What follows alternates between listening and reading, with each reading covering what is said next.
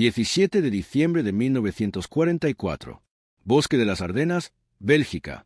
El aire es denso, impregnado del olor a agujas de pino, barro congelado y el hedor metálico de los proyectiles de artillería. Un escuadrón de granaderos alemanes, con sus abrigos empapados de escarcha y el estómago vacío tras semanas comiendo café falsificado y pan relleno de serrín, se arrastra entre los restos destrozados de un depósito de suministros estadounidense capturado. Buscan combustible, buscan botas, buscan cualquier cosa para sostener su desesperada ofensiva. Véase la ofensiva del Rin. Un soldado patea una pesada caja de madera aislada, abandonada por los estadounidenses durante su apresurada retirada. Espera encontrar hierro frío o quizás galletas secas. En cambio, se queda mirando con mudo y horrorizado desconcierto. Dentro, envuelto en hielo seco, hay un recipiente con helado de vainilla recién hecho. En ese momento, la guerra termina para él. Se da cuenta de que, mientras sus camaradas hurgan en los cadáveres de caballos para obtener carne y extraen combustible de camiones destrozados, el enemigo tiene tal exceso de capacidad industrial que envía delicias congeladas a través del océano, a través de la zona de guerra, hacia el bosque nevado. Es un golpe psicológico, más devastador que un bombardeo divisional. El alto mando alemán consideraba la logística estadounidense un asunto civil fácil, pero en el tembloroso silencio de las Ardenas, el helado revela una verdad aterradora. Es imposible derrotar a una nación que usa su estilo de vida como arma.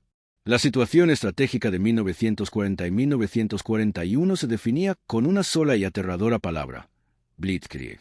Para el alto mando alemán, la guerra era un arte que combinaba velocidad, audacia y violencia concentrada. El Oberkommando de Wehrmacht, OKW, creía que las guerras se ganaban mediante una brillante maniobrabilidad y la férrea voluntad del soldado. La logística, según ellos, era un asunto secundario, una tediosa tarea administrativa tras la gloria del tanque. Esta filosofía nació de la necesidad. Alemania era una potencia centroeuropea con recursos naturales limitados, atrapada en un continente con muchas fronteras.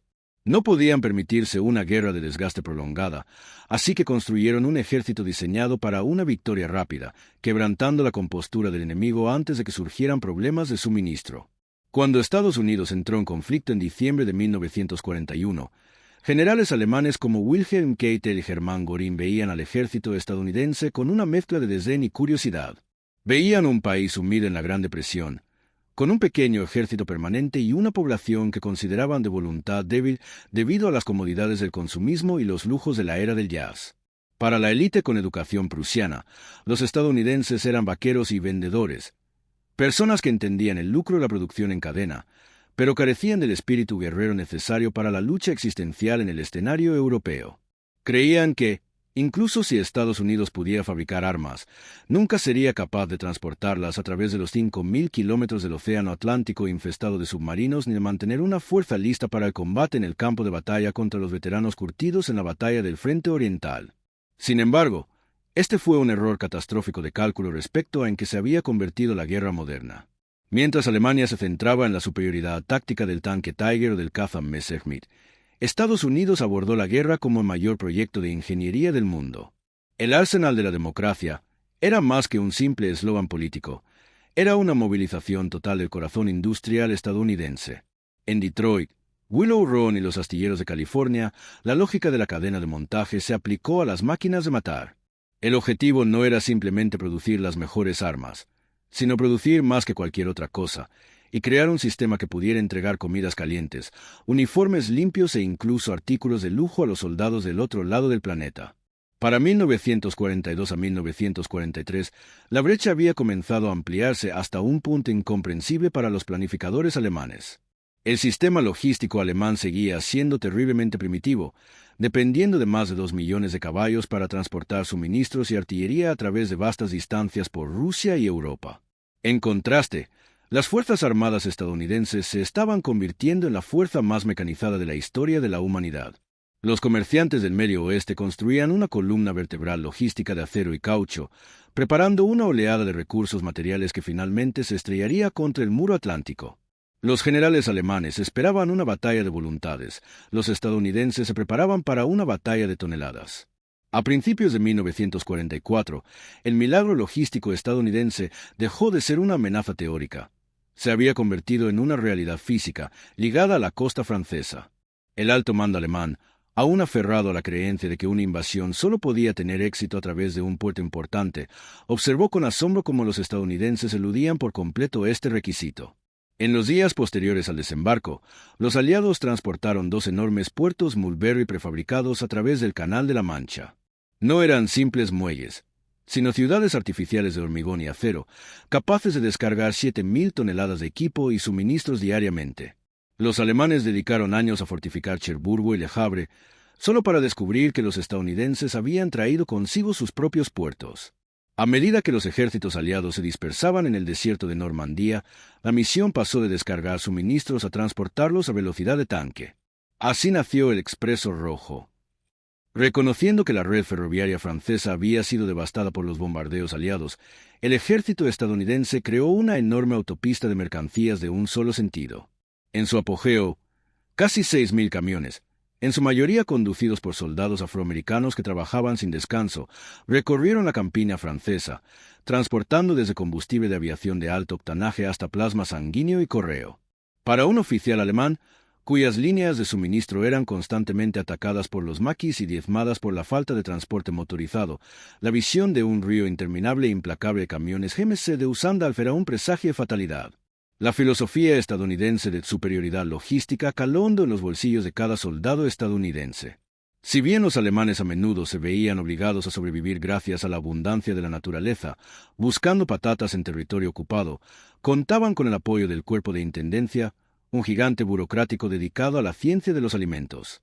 La introducción de la ración STIK permitió a los soldados en las trincheras acceder a alimentos estandarizados y ricos en calorías, como cigarrillos, chicles y café instantáneo. Esta abundancia creó una profunda división psicológica en el campo de batalla. Diarios alemanes capturados del verano de 1944 mencionan con frecuencia la absurda riqueza de los prisioneros estadounidenses, quienes poseían relojes resistentes al agua, calcetines de lana de alta calidad y encendedores que funcionaban con el viento. Los líderes alemanes lo desestimaron como decadencia, argumentando que tales comodidades debilitaban a los estadounidenses. No comprendieron que estas comodidades eran, de hecho, indicadores clave de resistencia industrial. Una nación que podía brindar a sus soldados el lujo de elegir en medio de una guerra mundial era una nación insuperable en producción y supervivencia. El escenario estaba preparado para una confrontación donde la voluntad de poder alemana se enfrentaría al poder de suministro estadounidense, y el resultado de esta confrontación redefiniría la naturaleza de la guerra moderna. Para comprender la magnitud de la maquinaria logística estadounidense, hay que mirar más allá de los tanques y las balas, a un ejemplo concreto, casi surrealista, de arquitectura naval, una ladería flotante. En el frente del Pacífico, la Armada estadounidense se enfrentó a una crisis psicológica. Marineros e infantes de marina lucharon bajo un calor tropical sofocante, a miles de kilómetros de cualquier atisbo de civilización. El almirante Chester Nimitz y la oficina de buques comprendieron que la moral era un recurso estratégico, tan importante como el petróleo. En 1945, la Armada gastó $1 millón en convertir una barcaza de hormigón en una fábrica móvil de helados. Este buque no tenía motores. Era remolcado por remolcadores de isla en isla, y era capaz de producir 1.500 galones de helado cada 10 horas. Llevaba enormes unidades de refrigeración e instalaciones de almacenamiento para 2.000 galones de la exquisitez congelada. Para los japoneses, que a menudo se veían obligados a comer hierbas y raíces en islas aisladas, la existencia de un barco así era incomprensible. Era una hazaña tecnológica, una señal de que Estados Unidos ya había ganado la guerra de la producción. Mientras las potencias del eje luchaban por asegurar suministros médicos básicos, los estadounidenses diseñaban sofisticados sistemas de refrigeración para que sus marineros sintieran el sabor de su tierra natal. Esto no era solo un truco, era una prueba irrefutable de una cadena de suministro imparable que podía permitirse priorizar la felicidad de su personal por encima del mínimo indispensable para la supervivencia. La ventaja táctica de tener la barriga llena. Desde una perspectiva táctica, el enfoque estadounidense en la logística del estilo de vida creó un soldado físicamente más resiliente que sus homólogos. El Cuerpo de Intendencia del Ejército de U estaba obsesionado con la ingesta calórica y vitamínica. Para 1944, el soldado estadounidense era el mejor nutrido de la historia de la guerra, consumiendo un promedio de 4.000 calorías al día. No se trataba solo de comodidad, sino de resistencia en combate. Un soldado abrigado Seco y bien alimentado puede mantener la concentración, disparar con mayor precisión y recuperarse de las lesiones más rápidamente que uno con desnutrición e hipotermia. Los manuales tácticos alemanes enfatizaban el principio del Führer y la personalidad agresiva, pero estas cualidades se vieron socavadas por las penurias cotidianas del hambre. En los últimos años de la guerra, la logística alemana estaba tan devastada que las unidades de primera línea a menudo dedicaban más tiempo a buscar alimentos que a preparar las defensas. Cuando las unidades estadounidenses capturaban posiciones alemanas, se encontraban con algo más que soldados. Se encontraban con hombres exhaustos por la falta de artículos de primera necesidad. La ventaja táctica del helado estadounidense y las cenas de pavó caliente residía en que permitían a los soldados trasladar sus preocupaciones por la supervivencia al Estado, liberando sus mentes para centrarse por completo en la destrucción del enemigo. Armas psicológicas, la envidia y la brecha de riqueza. El alto mando alemán había predicado durante mucho tiempo la superioridad del guerrero ario sobre el estadounidense materialista, pero esta propaganda se desmoronó en el momento en que ambas fuerzas entraron en contacto físico. Para los alemanes, el soldado estadounidense era una tienda departamental ambulante. Los prisioneros estadounidenses solían traer de vuelta barras de chocolate, cigarrillos de alta calidad y correo de casa, lujos que habían desaparecido del frente interno alemán años atrás. Esto creaba una profunda sensación de desorientación psicológica. El soldado alemán luchaba por un nuevo orden que ni siquiera podía proporcionarle botas de cuero, mientras que el vaquero estadounidense luchaba por la democracia, que le proporcionaba paracaídas de seda y barras de chocolate Hershey. Esta discrepancia sirvió como herramienta encubierta de reclutamiento para la rendición. Los informes de inteligencia de la Oficina de Servicios Estratégicos, OSS, DEU, indicaban que los prisioneros alemanes se desmoralizaban más a menudo por la calidad de los calcetines y la eficiencia de las cocinas de campaña estadounidenses que por la potencia de fuego del tanque M4 Sherman. La realidad era amarga. Se esperaba que el soldado alemán hiciera milagros con nada, mientras que el estadounidense contaba con el apoyo de un continente que disponía de todo lo necesario. Ver a un enemigo que podía permitirse ser amable, desperdiciar combustible y comer carne fresca en una trinchera era ver a un enemigo matemáticamente imposible de derrotar. Visión de equipo: el fracaso de la élite alemana. Mientras comandantes estadounidenses como Eisenhower y Bradley priorizaban la logística, la élite alemana se mantuvo comprometida con la excelencia operativa. El general Heinz Guderian y el mariscal de campo Erwin Rommel eran maestros en esta ayuda. Sin embargo, a menudo se veían atrapados en una estructura de mando que consideraba el tren, unidad de suministro, como un lastre. La logística alemana era un mosaico caótico de camiones franceses capturados, carros tirados por caballos y un sistema ferroviario devastado por los ataques aéreos. Para 1944, los generales alemanes se vieron obligados a adoptar un enfoque reactivo. Ya no podían planificar la victoria. Solo podían planificar las reservas de combustible para los próximos días. Mientras tanto, los estadounidenses planificaban con meses de antelación, coordinando el movimiento de millones de toneladas de acero con la precisión de una fusión corporativa. La logística de la abundancia permitió a los comandantes estadounidenses actuar con agresividad, sabiendo que cualquier equipo perdido podría ser reemplazado en 48 horas. Para los alemanes, cada tanque perdido era una tragedia. Para los estadounidenses, cada tanque perdido era simplemente una forma de requisición. Esta diferencia fundamental de perspectiva significaba que Estados Unidos libraba una guerra industrial moderna, mientras que los alemanes aún libraban una guerra de maniobras del siglo XIX. 16 de diciembre de 1944. Ofensiva de las Ardenas. La culminación de esta guerra logística no tuvo lugar en una sala de juntas, sino en los gélidos bosques envueltos en la niebla de Bélgica y Luxemburgo. La última apuesta de Hitler, la ofensiva de las Ardenas, estaba diseñada para romper las líneas aliadas y capturar el puerto de Amberes. Sobre el papel, el plan alemán era una obra maestra de desinformación táctica. Bajo la protección de un silencio total en las comunicaciones por radio, movilizaron a 200.000 hombres y cientos de tanques Panzer y Tiger. Pero el plan tenía un fallo fatal que exponía la corrupción de la maquinaria de guerra alemana. Dependía completamente de la captura de depósitos de combustible estadounidenses para mantener los tanques en movimiento. El alto mando alemán estaba tan falto de recursos que recurrió a una guerra relámpago que dependía de la generosidad del enemigo. Cuando las columnas alemanas rompieron la delgada línea estadounidense, lograron un éxito inicial aterrador. La batalla de las Ardenas comenzó con el estruendo del acero alemán. Sin embargo, A medida que los tanques se adentraban en las Ardenas, la realidad del sistema de suministro estadounidense comenzó a frenar el avance. Los soldados alemanes, muchos de los cuales no habían visto café de verdad ni pan blanco en años, comenzaron a encontrar restos de abundancia. En los campamentos estadounidenses capturados, encontraron cajas de fruta desechadas, impermeables, lo más aterrador de todo, restos de comida caliente. Mientras los tanques alemanes se vaciaban y eran abandonados a los lados de las carreteras, los estadounidenses lograron una hazaña logística que desafió la comprensión alemana. El general Ludwig de Eisenhower, consciente de la gravedad del avance, no se dejó llevar por el pánico. Consultó sus mapas y vio no solo las posiciones de las tropas, sino también las rutas de abastecimiento.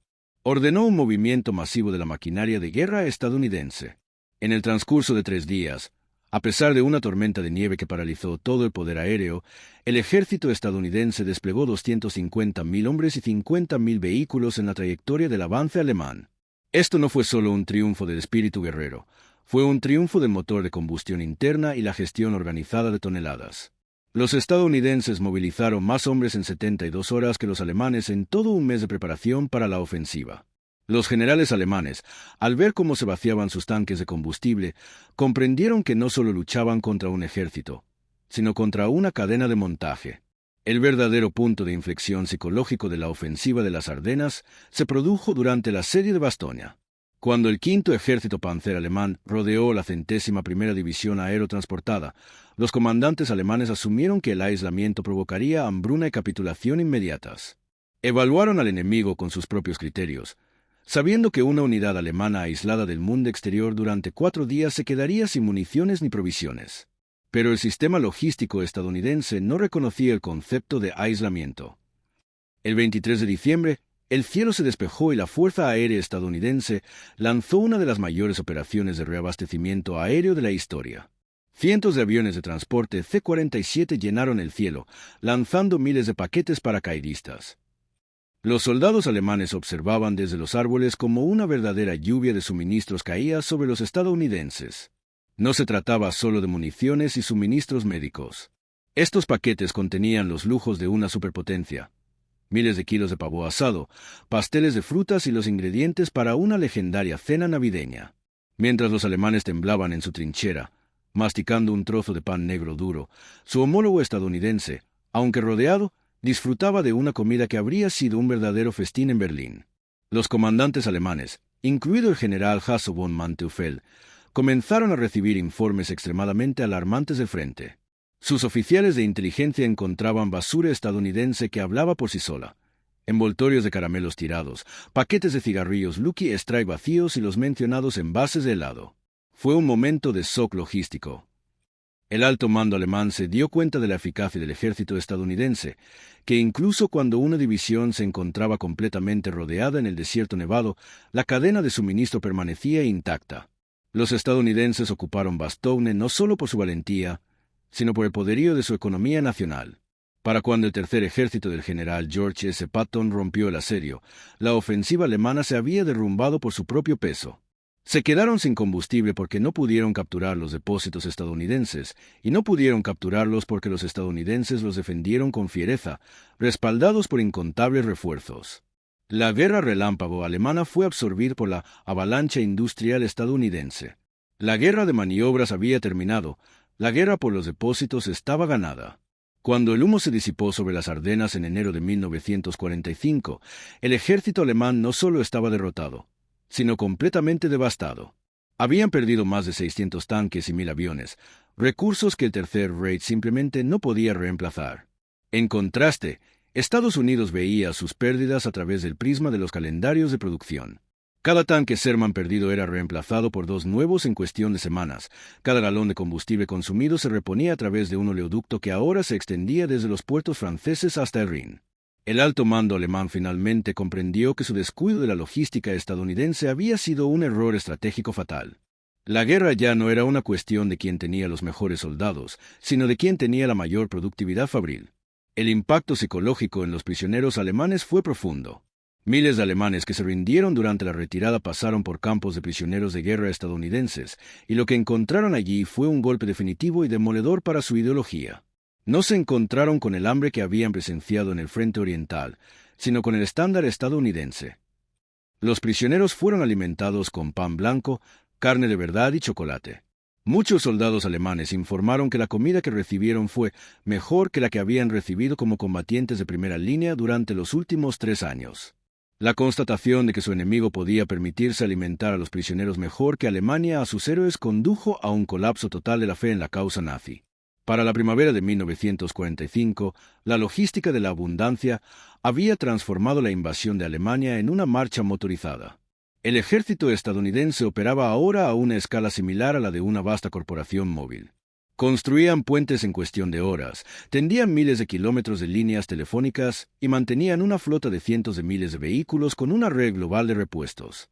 Los generales alemanes, antaño tan orgullosos de su espíritu guerrero, se vieron cautivos de los oficiales estadounidenses, que dedicaban más tiempo a discutir tonelaje y calendarios de envío que a maniobras tácticas. Los vendedores no solo sobrevivieron a la guerra, sino que la optimizaron. Las cifras de la posguerra ofrecen un impactante epílogo a las afirmaciones iniciales de los generales alemanes. Para mayo de 1945, Estados Unidos había enviado más de 48 millones de toneladas de suministros al frente europeo. Esto incluía 430.000 camiones, 1,3 millones de toneladas de municiones y 15 millones de toneladas de alimentos. Mientras que el sistema ferroviario alemán se reducía a carros tirados por caballos y locomotoras de vapor a carbón, el ejército estadounidense consumía casi 600 millones de galones de gasolina al mes. Esto no fue solo una victoria para los soldados, fue una victoria para el concepto de logística integral. El impacto en la población civil alemana fue igualmente transformador. Cuando las tropas estadounidenses entraron en las ciudades alemanas, trajeron consigo la Pax Americana, una economía de consumo. Para una población que vivía bajo una economía sustitutiva, bebiendo café de bellota y vistiendo ropa de pulpa de madera, ver a los soldados estadounidenses repartiendo barras de chocolate Hershey y cigarrillos Camel fue una revelación. Humanizó al enemigo a la vez que demostraba la inutilidad de la lucha nazi. Este shock de estilo de vida sirvió de puente hacia la posguerra, haciendo psicológicamente aceptable el Plan Marshall y la posterior reconstrucción de Alemania. El pueblo alemán se dio cuenta de que los estadounidenses decadentes tenían un sistema que realmente funcionaba.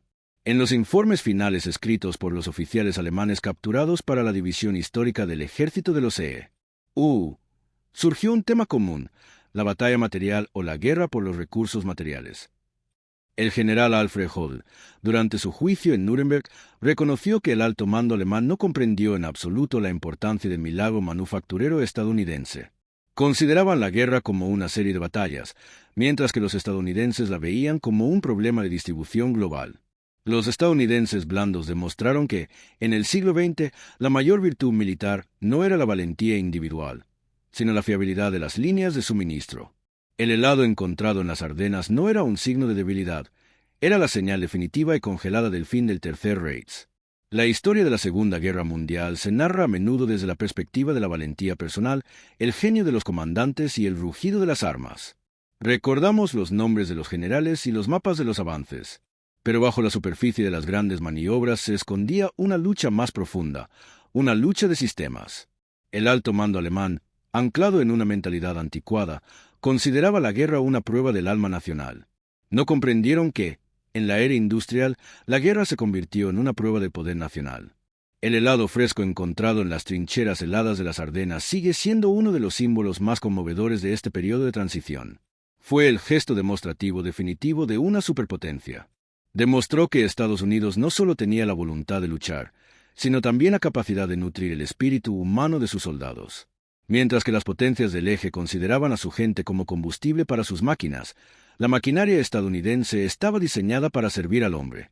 Esta filosofía logística transformó el mundo mucho más allá del campo de batalla. Sentó las bases de la economía globalizada moderna, un mundo de transporte de contenedores, cadenas de frío y entregas justo a tiempo. Los mismos sistemas que transportaron millones de toneladas de carga a través del Atlántico se convirtieron posteriormente en el motor del comercio global. Los generales alemanes comenzaron la guerra creyendo que el materialismo estadounidense era una debilidad. La terminaron conscientes de que era una fuerza imparable. Al final, la guerra no se ganó con un arma secreta ni un ataque heroico, la ganó una nación capaz de transformar la cadena de montaje en un frente y el lujo del hogar en un símbolo de victoria.